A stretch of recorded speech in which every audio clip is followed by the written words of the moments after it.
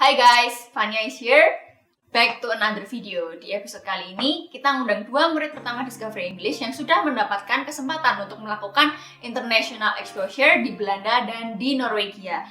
Kali ini mereka akan share gimana sih pengalaman mereka belajar di luar negeri dan juga share tips untuk belajar di luar negeri.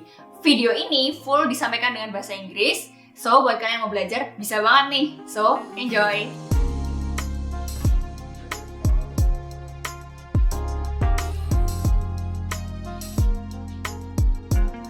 So, alright guys, so welcome to Discovery English Podcast. Hello, Andre. Okay, it's really glad to have you guys here right now. So, first of all, I'm going to introduce our guest right now. Here we have Putra. So, Putra is one of our very first student here in Discovery English. And then she had a chance for studying at Utrecht at that time. Yeah, probably he's going to share some stories about studying in Utrecht. Right. Okay.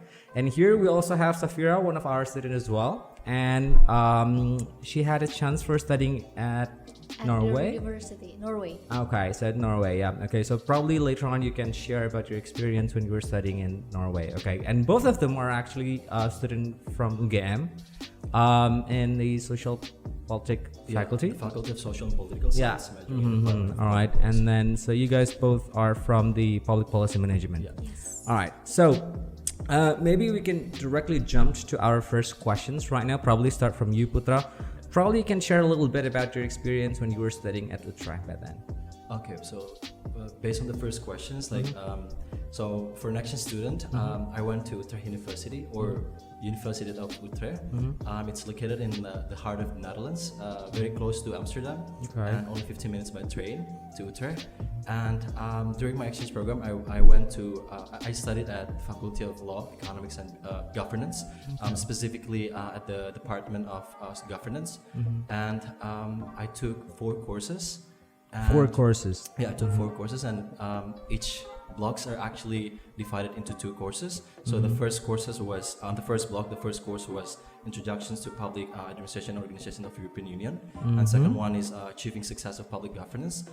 That's the first block, and on the second block I took something a little bit to law perspective and theories, which is global civil society and European governance, European development and governance of European governance and development. Okay, well, it sounds heavy though. Well, so my question is, you are from the public policy, but you took the law major there. Then why did you take that kind of considerations? Well, firstly, because of the selections of the courses that I'm really interested in. So actually studied, I've been to Utrecht University back in 2017. I did a summer school. Yeah. 1 month program, and I kind of feel like interested with the course that is being offered for the exchange program. So that's why I took that courses, and yeah, it's very aligned and linear to my areas of concentrations, which is international development and management. Okay, sounds cool. Then how about you, Safira? So probably you can share a bit your story when you were studying in Norway. So I'm studying in Agder University in Kristiansand. It's like the southern part of Norway. And I studied social sciences. There's like no specific department like the Utrecht has.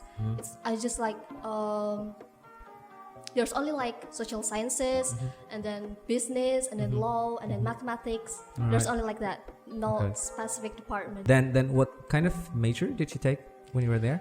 I kind of forget, but what I remember is that I learned some about media, like communication and media stuff. And then the most difficult part is like Latin America thing. Alright. So it was actually like me and my other friends from UGM has difficulty to choose the major because of the time that I don't know how to call it, like it's crash between one major and another major. So unfortunately we have to choose that one, the difficult one. And the lecturer was very, I think she was very strict.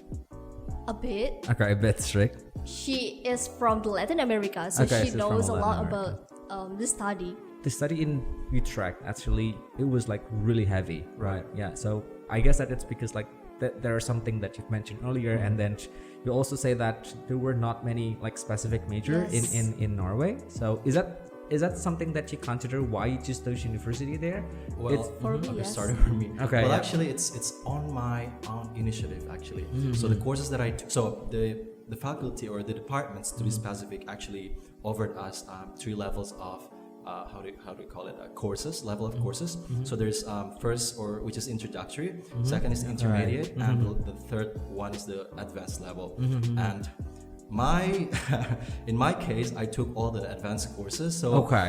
it's a bit difficult for me Okay. to really have a better, or Oh, wait a minute, before you go deeper. So previously you've mentioned that you took the advanced level, Advanced right? level And for- so who determined that you can go to the advanced level? Like, is there any like diagnostic test first at the very beginning, or like you can just really randomly choose that?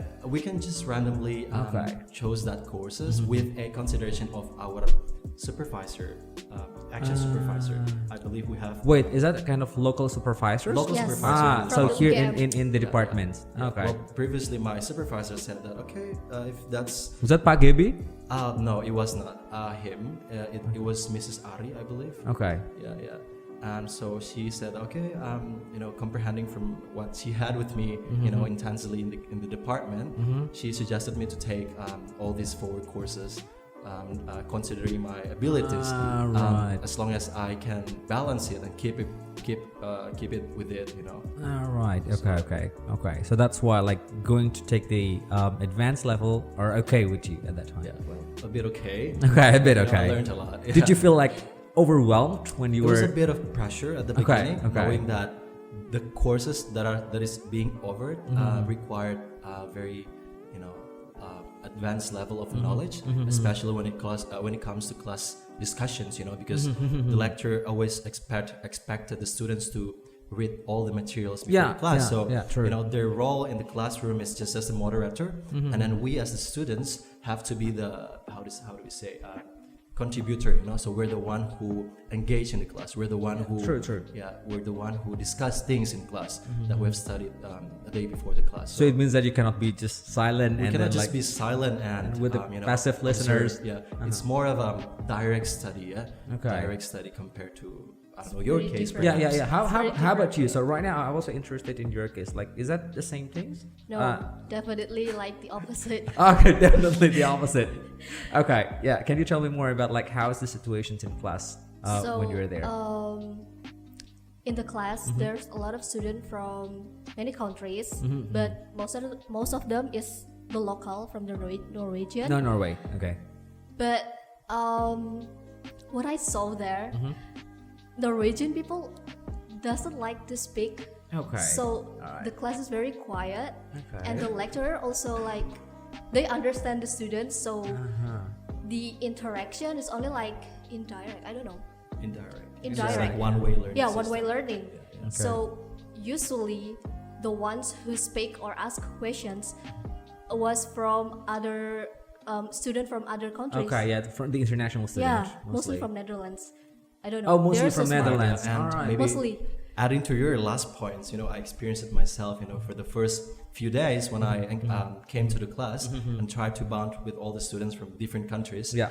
I actually felt very dumb in some way. Okay. Because realizing that all these students are we're very diverse in terms of background. Alright. And then they're also a vocal. Yeah, right, They true. speak their mind freely, and me we're as someone who comes from non-speaking English countries. Yeah. I feel And very. you were the only person from Indonesia. I am the only student, in fact, from Southeast Asia. So, Yeah. it's sort of put some burden on me. But then again, as time goes by, I try to keep it up and then try to adjust with the situations and then try to see what I can do in between, to really help me better understand how Okay. should I keep up with the pace. Then my question is how long?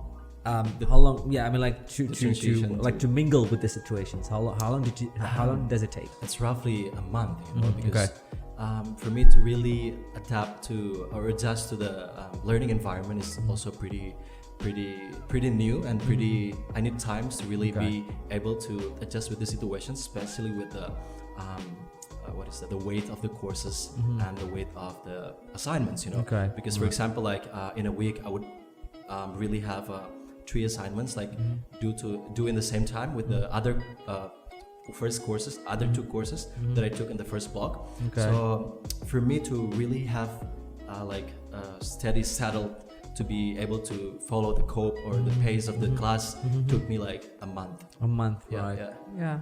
Okay. How about you, Saf? How long do you need to adjust yourself with the lessons when you were in Norway? I think it's not that Long, much- okay. that long like Putra. It's like, I don't know, less than a month. Less than a month. Because I feel that the system in Agder University is not that far from Indonesia. my home uni in UGM. Agder University doesn't use like block system. Okay. We usually just like come to the class like every week, and then one semester like we have like 15 weeks. So it's just like the same as the UGM. 15 weeks means like you have 15 meetings. Yeah, or- 15 okay. meetings. So many people say that studying in Norway is like the way expensive. So It is So how could you expensive. answer that? Like thing? hell. Okay, expensive like hell. Can you explain more about that? I just remember that we have to like groceries like every week, Yeah. and I have to spend like around like 500 kron. I don't know how In a week? Euros. in a week. Okay. Like 500 40, euros. 400 to 500. Right. It's like 50 to Fi- 40 to 50 euros. Right. 40 to 50 euros. 40 to 50 euros, like five. So that's gonna be 750 then. Sorry. 750. So if you convert that into rupiahs, right? Yeah. So you need to spend for about $50. Sorry, 50 Around- euros Yes. in a week. Yeah. 50 euros in a week. I guess that's not quite expensive though. I think Sorry, for me wait. it's So expensive. 50 euros, right? 50 euros? Roughly 50 yes. euros a week. A week, but sometimes because we love cooking so much, it's very more expensive if we like Buy it in dine the in restaurant. Yeah, of course. Dining in a restaurant's like bad idea, I guess. Yeah. Really. Yeah. All right. So is that similar to you, Well, man? actually, it's a bit, it's way a bit cheaper because Yeah. I live in an apartment together with 2 students. One is a master student and the other one is a PhD candidate student. So usually, like we would have this weekly, arrangement or agreement, to share money and then buy our stuff, Okay. like for cooking. So we usually cook together for dinner if we stay home, and yeah, that's the only way for us to make, to save money. True. Yeah. Well, I guess that But then Indonesian again- people is really good in survive. I mean, like to survive in other countries. Yeah, mostly that we're really good on it. Yeah. Right. But then again, I also don't limit myself to really enjoy like food in other restaurant. Yeah. I target myself to at least have a proper Meal. fanciest Yeah, dinner. okay. Yeah, at least once a week, to treat myself of the campuses and assignments craziness. Yeah. And- True. My fanciest dinner was in McD or Burger King. Yeah, okay. You're Right. yeah, Sometimes well, I ate yeah, that I guess too. that because MACD is the most affordable one. Yes. Okay. The most commonly accepted, Yes. for us Indonesian. And well, may I know like how much money do you need to spend if you go to like a fancy restaurant in Norway? Like the average I amount of ever money. once with my friend try what it's like to dine in restaurant in Norway. Yeah, right. And then I saw the Price? list of the price. Uh-huh. Oh my god, it's so expensive. It is. So I just like ordered appetizer, and it's like cost, I don't know, 100 kron.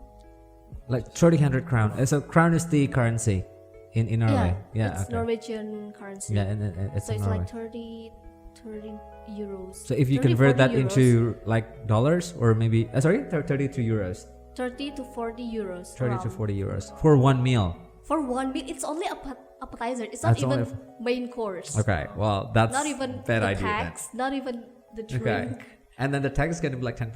Like 15. Even like 15%. sometimes different place like 20. Right. I think the taxes makes Alright.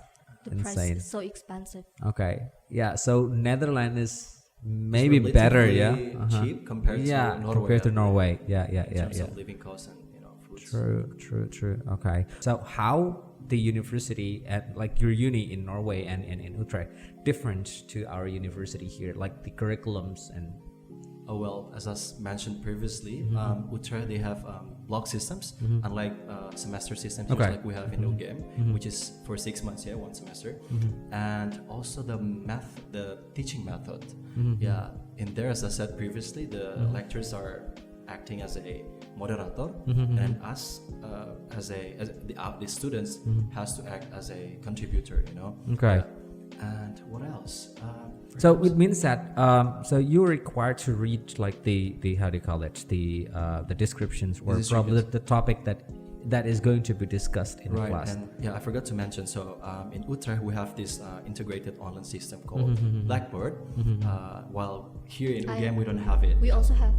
I mean, in Norway. In also Norway, has. yes. Yeah, I mean we don't have it in UGM, and so that Blackboard is for our courses. And then the lectures usually like 2 or 3 days before the class started, the lectures will post all the related materials regarding the discussion that will be discussed in the class, and we have to read it in order for us to to get a better understanding of the class. True.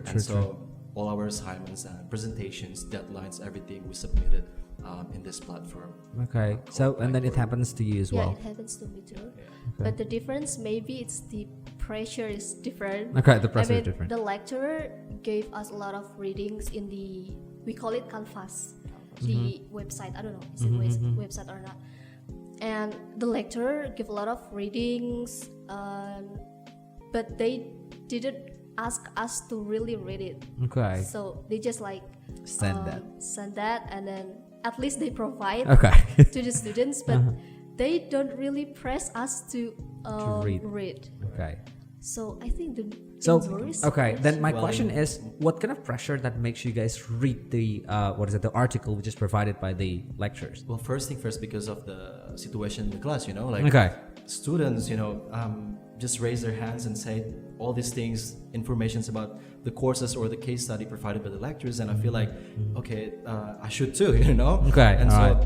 yeah, and funny thing is that I have 2 professors coming up who once worked in Indonesia helping this what is it, global civil society, like an organization Okay. that are focusing on the sawit stuff. Okay. Yeah, and then Palm? like palm Yeah. oil, and then both of them have been staying in Indonesia, have been lived in Indonesia for 2 years. Okay. Back in 2013 until 2015. All right. And then I was the only one coming from Indonesia, right? Okay. So they're students, and then they expected me. So every time I came to the class, they expected me to answer questions. Okay. So let's say if there's one student raise their hands and then ask questions.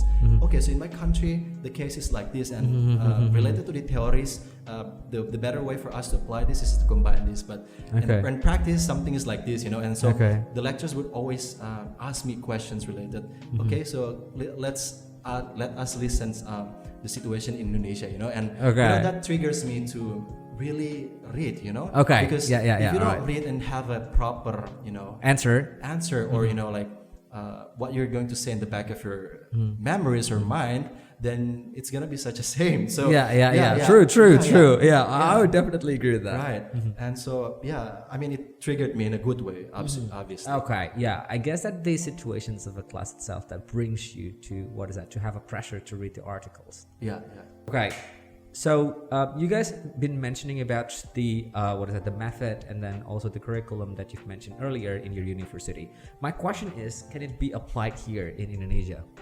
I think for Norway, in Agder University especially, I don't think it can be applied because the education system there is very, I don't know, maybe chill. All right.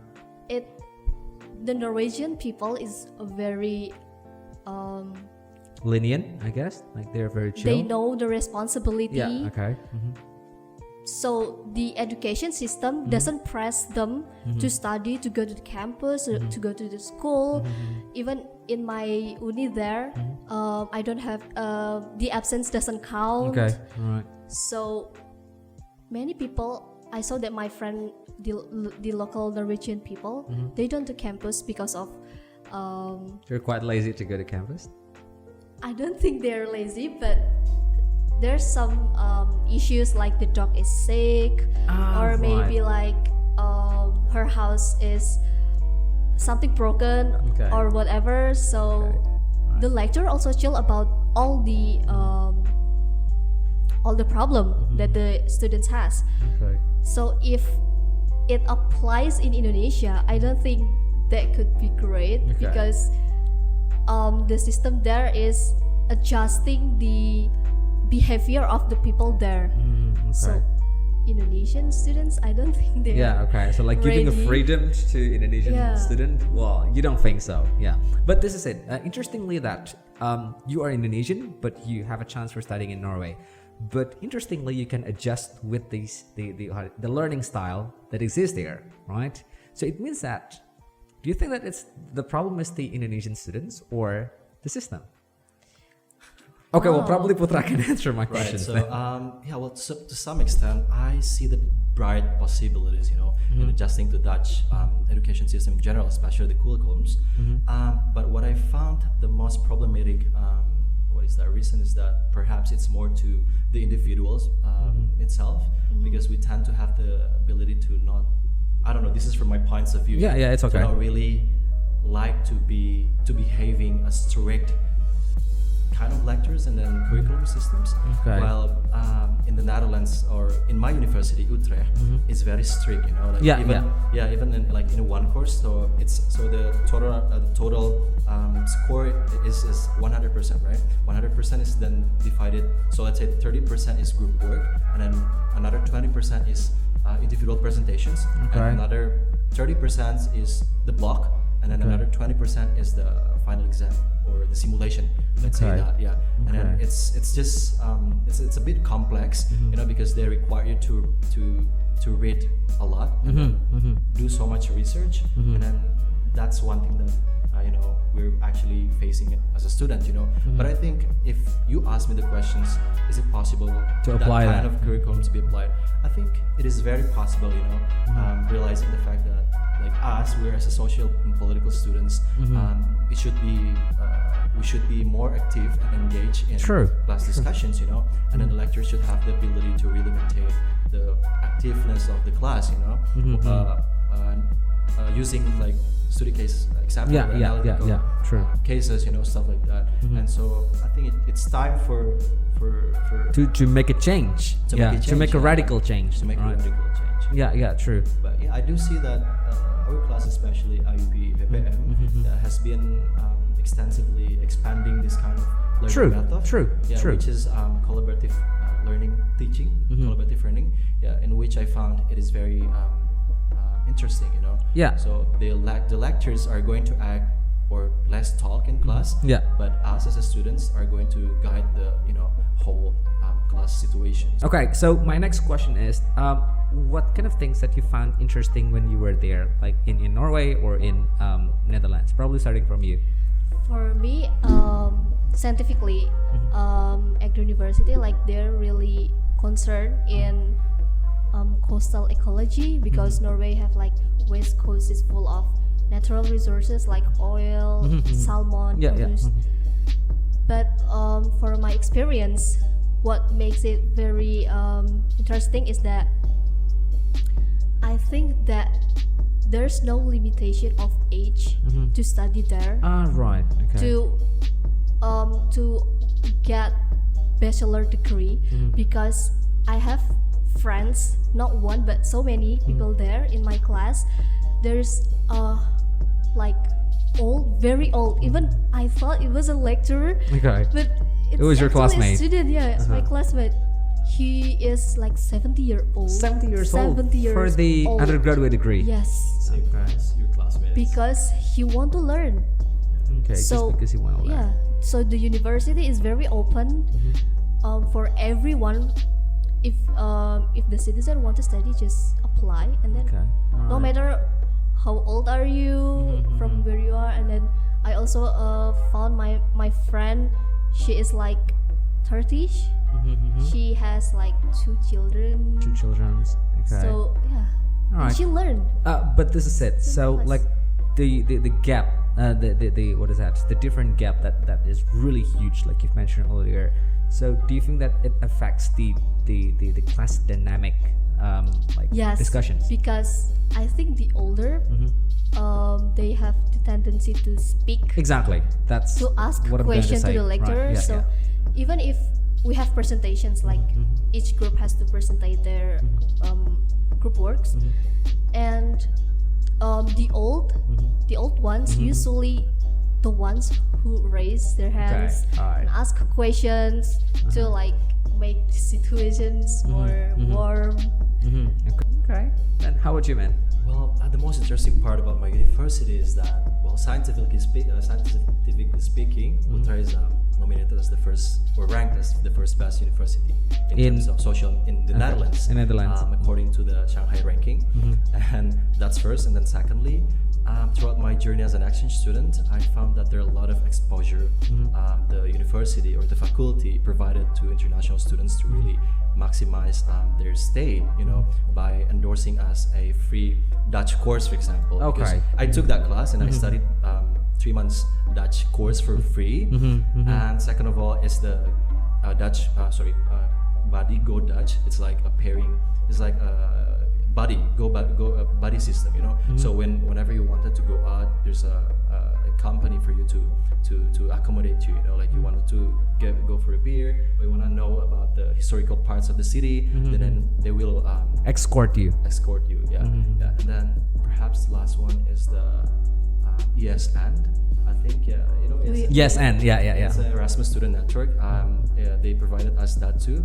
Highly recommended for action students to get involved because we actually get to know the culture of the Dutch people in general, and then we also have like a weekly what is that? Project. Not the project, but weekly activity. So it's like we went paddling, Paddling. around the canals and stuff like that. Yeah. Okay. And getting to try the Dutch, what is that? The traditional foods, the cakes and all this kind of stuff. So yeah, very Okay, so it means that there are several compliments that is given to you. given to Okay, for all like exchange students. actions. I think action students in general. All right. But it And- doesn't mean that like full-time student as a bachelor or master student Okay. cannot have the same experience. Okay. Yeah. Alright. But for action students, I believe they provided us for free. Okay, for free. Like during the semester. During the semester, yeah, for 6 month stays. Okay. Yeah, especially the Dutch course, which I'm really glad I took it. Okay. At All right. least to know the basic communications or words. Okay. All right. Dutch. Okay. Then, so maybe this is actually out of my questions. How about the roles of the PPI there, like right. the Indonesian Student Associations? Right. You want to answer? Norway is very the number of students that study there is very, I don't know, it's like Very little or very huge? very little. Oh, very little. So I don't think there's PPI there. Really? Yeah, I thought that PPI is everywhere though. I don't know. Depending on the city. Yeah. I met Dubes, Yeah, the embassy. the embassy. He didn't mention any PPI stuff, and I heard that like no PPI. Maybe I don't know. It's very little person that. Oh, what do you mean? study there. For the audience, PPI stands for the Persatuan Pelajar Pelajar Indonesia. Indonesia. Yeah, for the audience. I'm afraid that the audience don't really understand Yeah. PPI, right? Yeah. So it's the Indonesian Student Associations. Right. Yeah. So it means that you find it hard to find Yes. the PPI in Norway. I went there with my 9 Mhm. friends, Mhm. and then in Norway I found one friend from Indonesia. She's actually an exchange student also, but we don't know Each other. each other, so we know in Norway, and yeah, we just know ton of people, Because- Indonesian people that study there. Yeah. Mostly the PPI is the organizations that will help you, that will escort you. Like once you touchdown there, and then they are going to pick you up from the airport, and then probably give some suggestions to like where should you stay, like instead of in a dorm, or are you going to have the host family like that? But you didn't find that there. I didn't find.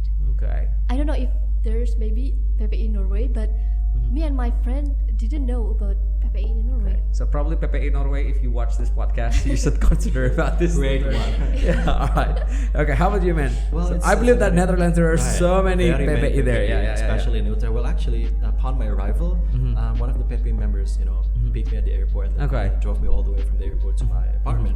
So interestingly, is that I got my apartment through PPE's information. So so they invited us into a group, and then during our departure, like they provided us informations related to how to survive in Utrecht and stuff like Okay. that. And then once we arrive, and then there'll be like a meeting, like not farewell, but welcoming Ceremonials. ceremonial stuff like that. Yeah, welcoming dinner more like and then we gather with the member of the PPE, even like the one who has already settled and lived there for good and moved from Indonesian citizens to as a Dutch citizen. as a there are Dutch many of them, citizen. and so I get to know them better. Well, in fact, I also pretty much involved with the activities because PPE Utrecht, I would say, is really family-oriented kind of group. So Sure.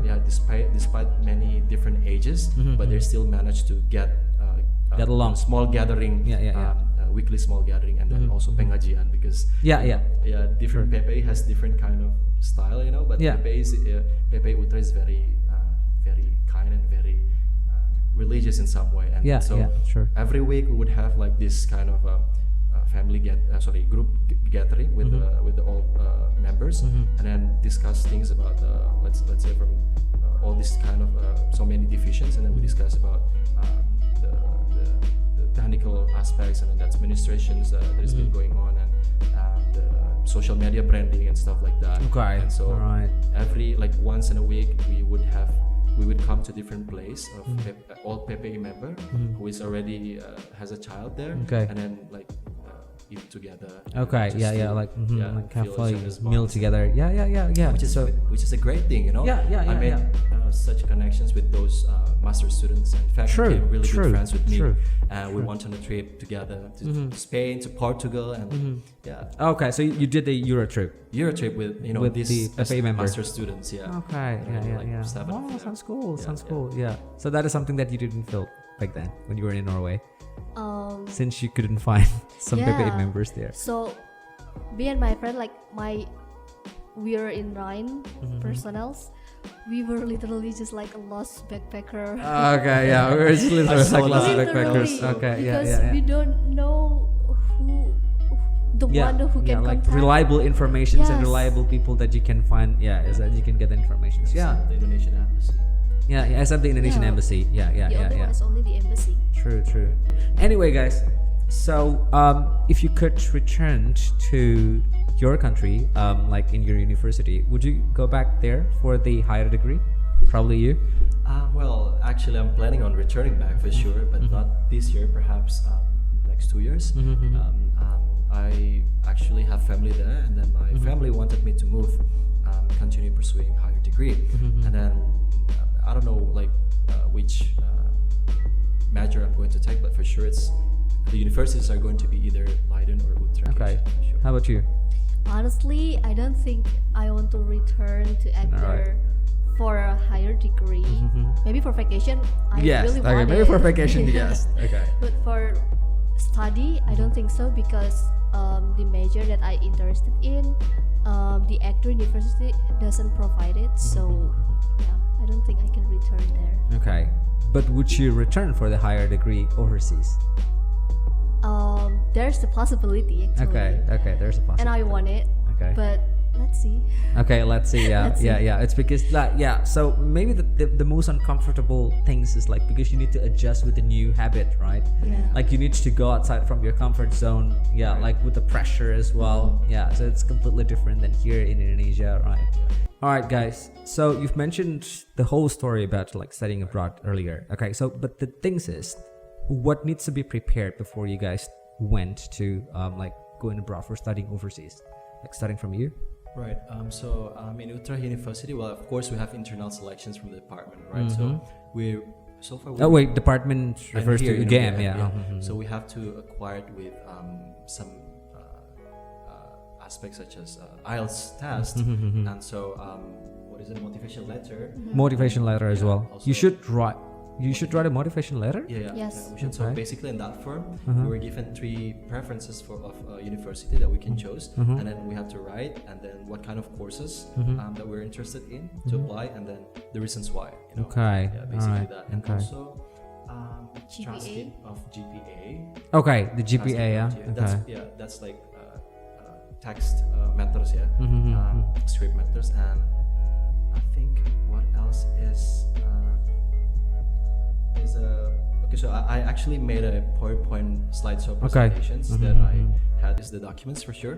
So make sure that before we get there, we have the copy of LOA or Oh, you letter- should get the LOA first LOA before you first. depart there. All Yeah, right. the LOA or letter of acceptance from the university, and so the ijazah translate. Okay. Yeah. so- Yeah. So that's for the. And also So what the how do you call it? The education, the certificate has yeah, like Certificate. from your senior high school. Yeah, from our senior high school. For my university, I don't. Oh, you don't? Yes. Yeah.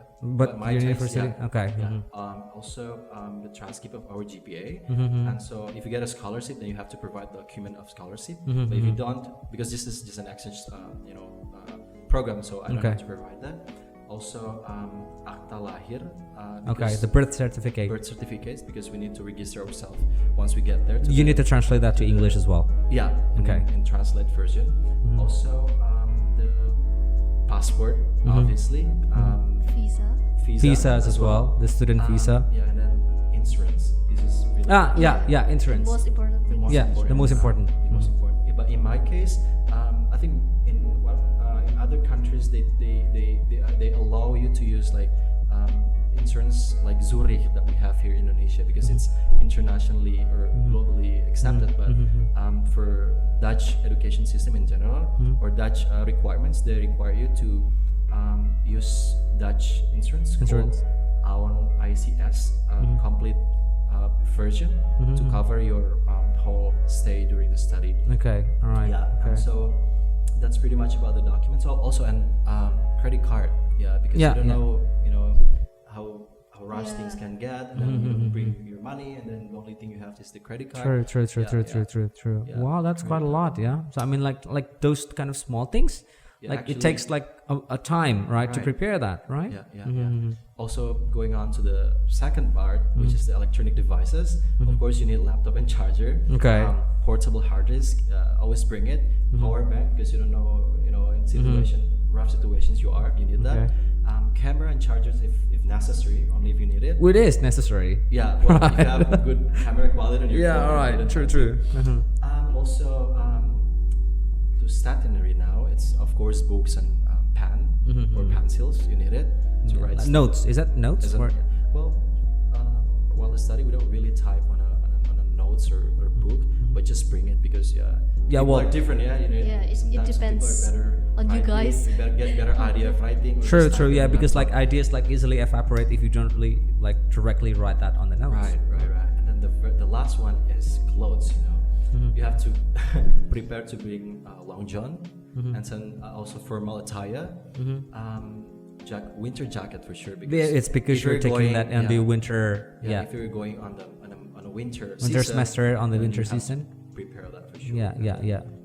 So gloves, of course. Gloves is necessary as well. The Yeah. shoes. Shoes. Yeah, The shoes, boots preferably. Boots is prepared. Yeah. Yeah. Okay. Because the snow is gonna. Yeah. That's gonna really bothering It's you. really Yeah. Really. And so, that's pretty much it. Snows. Well, talking about snows, probably you're pretty happy with the snows like for the first 3 days, but after that, that's gonna be another disasters, right? Right.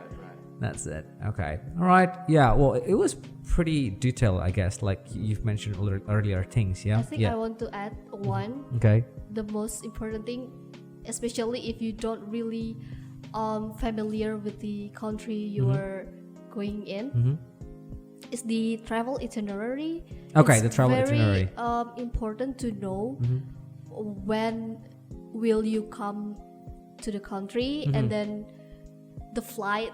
I mean the date, and then your dormitory contract started in what date, and then your flight coming to Yeah, your country true, in true, what true. date. It should be Matched. match. Yeah, because if it isn't, it's very chaotic. True. Like once you touch there with like many luggage, and then like, well, in fact, that's your apartment starting tomorrow. Well, Yeah. you are staying like in the night. Yeah. We need to aware. We need to aware. Yeah, we need to aware that. Perhaps like a small addition is a personal medicine.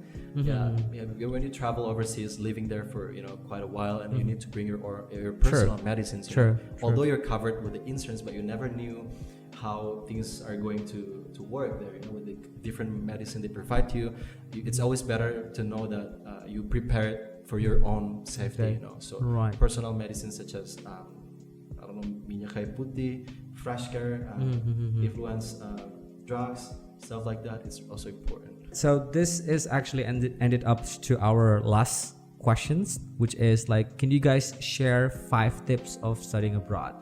Okay, well, probably starting from Safira. Well, the most important thing, I guess, is be adaptive with the multiple culture, because you'll find a lot of friends from a lot of countries in this world with different background, different way communication and style and whatsoever. And I think it's also like pengaruh, Influence? like it influence with the communication, especially in Norway. We really do a lot of group works, so you have to like build your communication skill. Okay, building So a I think communication skill. we should prepare from here. Okay, all right, okay.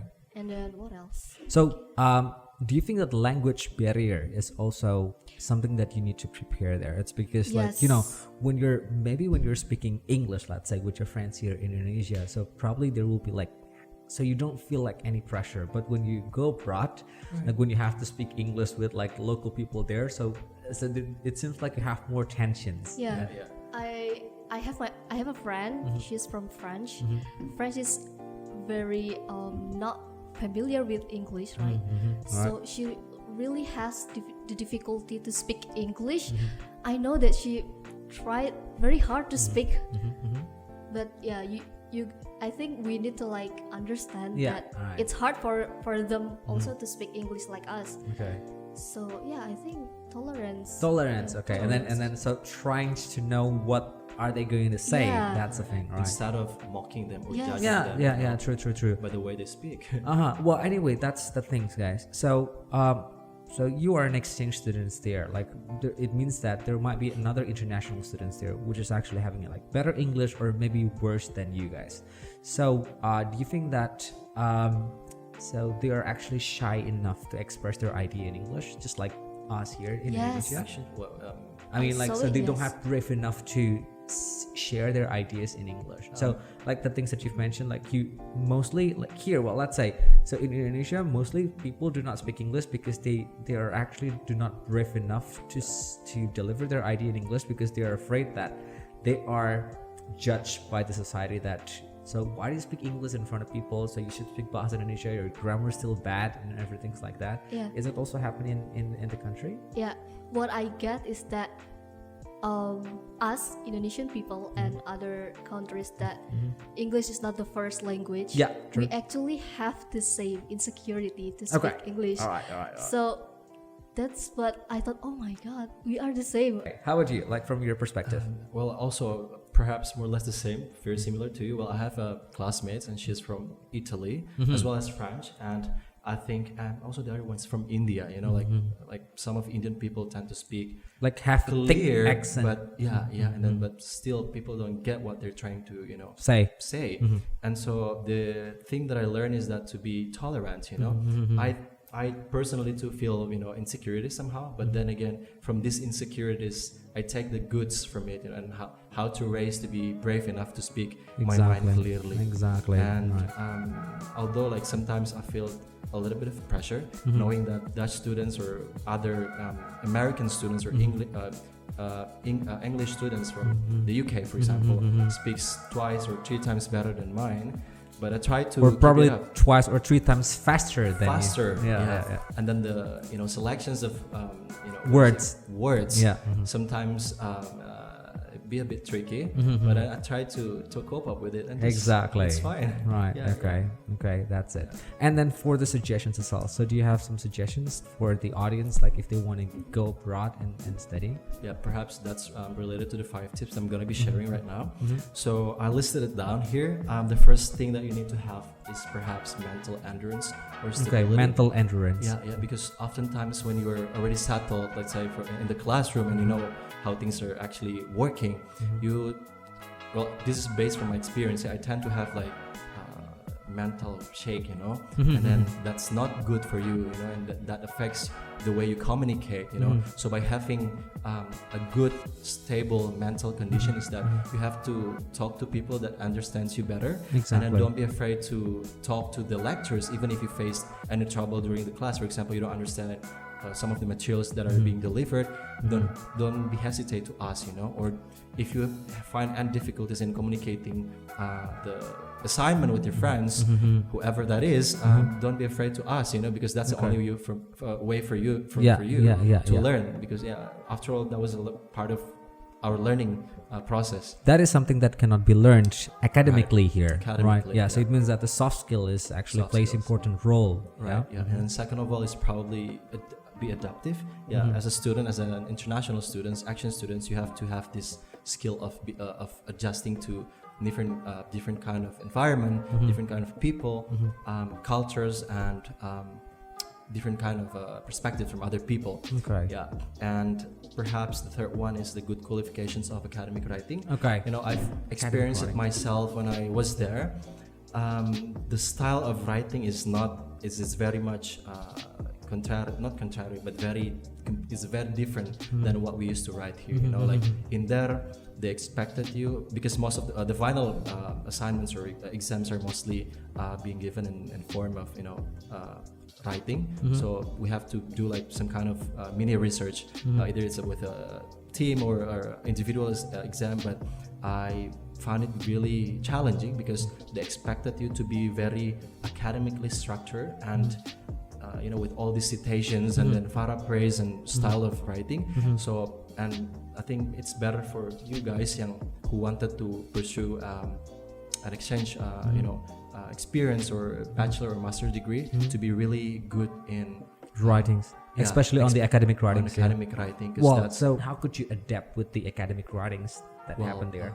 Obviously by adapting to the reads or materials that are being given, you know, because I enrolled in a school of governance, so most of the you know, materials are being given or delivered in kind of you know, governmental or political science kind of words. So I try to familiarize myself with that. Okay. And then I try By to read more articles. and then try to, you know, develop my own ideas, you know, and then just write things that I figured that, okay, this is good for my supporting argument, and then how do I support that with another evidence? Basically, by reading, I got to learn more and be better and how to form a good paper, or, you know. Yeah. I guess that the academic writing is like the biggest roadblocks for some people, right? It's because like you need to change your habit, like from the casual style into more academic style. Like it that is something that you cannot do that by overnight, right? So probably you need like more than a month or even like 3 months to adjust yourself to get used to with a like more academic style like that. And We did practice a lot. And what the lectures, well, in my case, the lectures really emphasize in not too much words kind of writing. So you have to make the paragraph sounds a little bit more cohesive and comprehensive. So precise. It was a bit of a challenge for me to really make from what I've read, to make into one comprehensive and precise words limitations. It was a challenge, but then again, I tried to do better, and exactly, and then you probably feel that your writing result is actually getting better and better. Getting better and better. Yeah. So once you've met like several months, okay. Right. Anything else? And also perhaps the third tips would be time management. You know, I believe The time management. Okay. You know, I believe the basic key to life balance or social life, you know, for us as an action student is time management. So for us, in order to, you know, to have other activities has been done outside of academic activities is to have time management. It doesn't have to be really strict like this or that, but just a simple note that what do you want to do today, and then just list things you wanted to achieve, and then the timeline, to sort of give you a guidance to finish things that you have to finish. Yeah, And that exactly. really helped me a lot, in structuring. So it means that you list exactly the what I things wanted to do, and then what I haven't really finished, and when should I submit, and the deadline, Right. stuff like that, Yeah, basically. taking notes, yeah. Yeah. Okay. So like for the taking notes itself, like you do that like daily or weekly? Daily. Daily. Mostly, yeah. Okay. Yeah, I always have things to like to-do list, yeah, and then like 5 activities that I wanted to be done today, and then the other 5 things I haven't done Okay. and yet to be done. So Okay. it helps me to really, sharpen my activities while I was studying there. Yeah. Better for you to find something called focus sprint. Ever heard that? Focus sprint. It's a kind of 90 minutes block of focus, like without any distractions and doing something, and then 20 minutes rest. That's it. So that is something that you can do. Like Right. the to-do lists, it's actually based on the focus sprint. Like how many focus sprint you can do like in a day. Okay. I usually do that like 5 focus sprint in a day, like the things that I can do in a day. Like for example, today's like having a podcast, and then later on editing the podcast and everything. So yeah, I try to make a list as well like that. But I try to use like a focus sprint, like a 90 minutes sprint, like 90 minutes block of focus without any disruption. Okay. That's it. It keeps you like achieve something more. Right. Like instead of doing something simultaneously. Like because I can say that multitasking is a myth. Yeah. Okay. That's what I thought. I'll note that. Okay. Something new. Yeah, and probably the second last is involved with the possible exposure that you have during your study. Okay. For example, like myself, I involved with ESN, Erasmus Student Network, Go Dutch, and then study the Dutch languages, and then build a strong and good relations with the Indonesian Association of Utrecht. Because from this kind of gatherings and discussions and exposures, you will learn to get better. Okay. Every day. All right. Yeah. Also good connections, and yeah. Okay. Yeah. So I think one more. I think my advice is travel a lot. okay, travel a lot. Yeah. Okay. So you need to travel a lot. Why do you think so? Why do you say so? Well, basically, I love traveling a lot. Okay. So when you're in another country, I think it's a big opportunity for you to travel To see to the world see from to other see perspective. more, to see more, because we don't really know what's in front of us, right? So if you travel and then there's something happen to you, what you can only do is survive, and the only thing you can survive is by speaking to others, speaking to the local, Okay. asking All for right. help, and that's like, what is it, like gold experience? Yeah, true. Because like it or not, you need to survive, right? And then maybe something Exactly. that you feel is, so you use English again, like to communicate there, and then so that's it. The English that you've learned in a class and the English that you do there, like in the real life in the society, like that's gonna be a bit different, Yeah. right? Yeah. So probably they don't really know about like a formal and like strict English that you've learned in a class, right? So if you want to learn more, so probably you should like applicate that to yourself. Yes. Okay. So this is also the last questions for me, guys. Why do you guys need to go abroad for studying? For me, because the reason first is for traveling. of course. Okay, for traveling. love Okay, traveling. yeah, well that's kind of But reason, yeah. yeah, Okay. but what I think is that why I only traveling?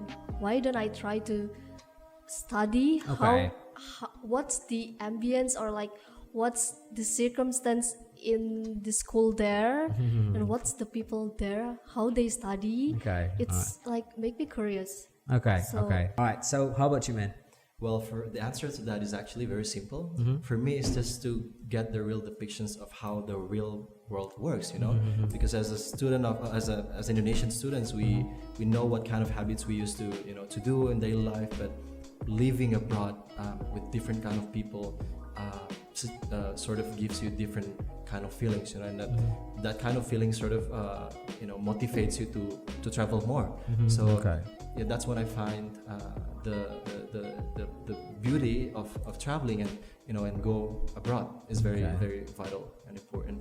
And perhaps the final and the last comment is probably to have fun. To have fun, right? have fun. Definitely, it's necessary. Yeah, but at the same time, remember your your promise. You have to hold on to your academic purpose. The very reasons why you are here is to study. To study. Yeah. I mean, it's such a shame if you traveled a lot, but then again when you return, you didn't get anything a good or satisfaction result.